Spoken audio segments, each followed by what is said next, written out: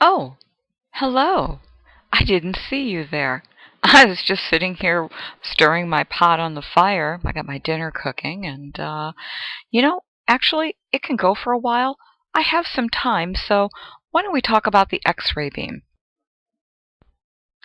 When talking about X-ray beam intensity, we're also talking about X-ray beam quantity and X-ray beam exposure. All of them have the same meaning, and all are measured in Roentgens. A Roentgen is a measure of the number of ion pairs produced in air by a quantity of X-rays. Exposure rates are expressed as milliroentgens a second, milliroentgens in a minute, or milliroentgens per mass, and can be used to express radiation intensity. Just remember, if we're talking about quantity, we're always talking about a number. So X-ray quantity is the number of X-rays in the useful X-ray beam. There are several factors that affect X-ray beam quantity. They are MA, which is your milliamperage, seconds, which is your time. Of course, the two of them together make your mass, distance, and kVp. Let's take a look at each one of those. Milliamperage refers to the tube current.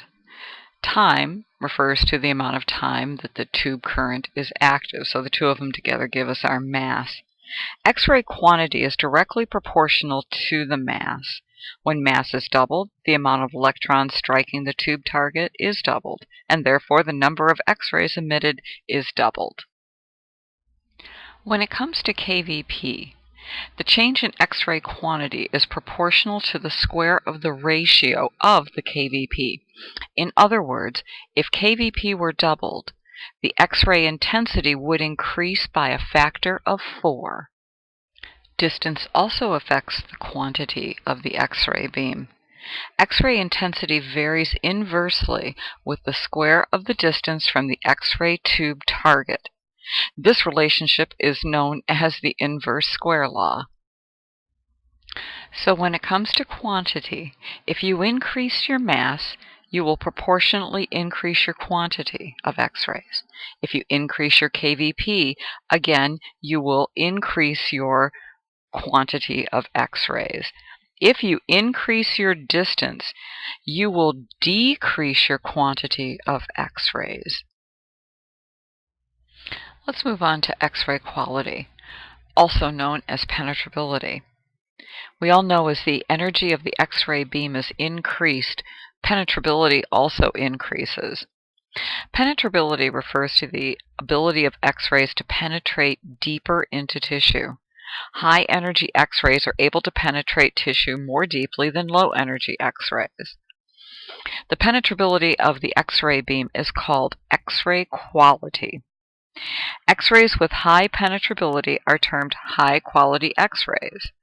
Those with low penetrability are, wait for it, low-quality X-rays. Also something to keep in mind is the factors that affect X-ray beam quality also influence radiographic contrast. Distance and mass do not affect radiation quality. They do affect radiation quantity. So the key factors in X-ray beam quality are kVp and the half-value layer.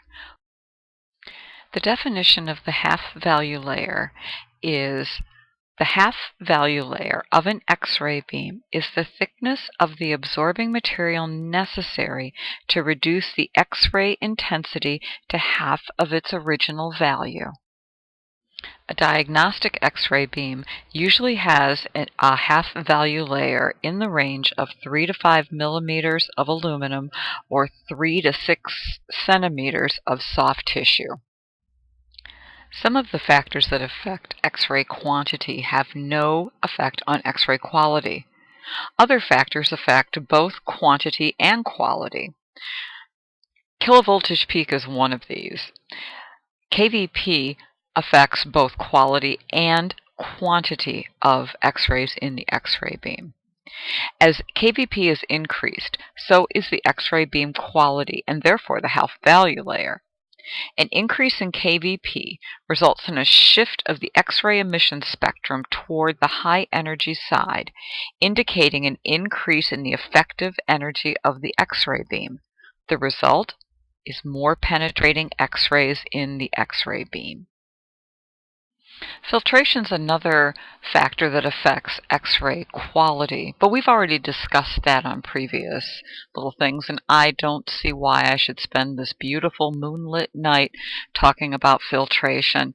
My dinner's just about ready, so, it's been real, it's been fun, and come back sometime. Bring some marshmallows and we'll have a little party. Bye.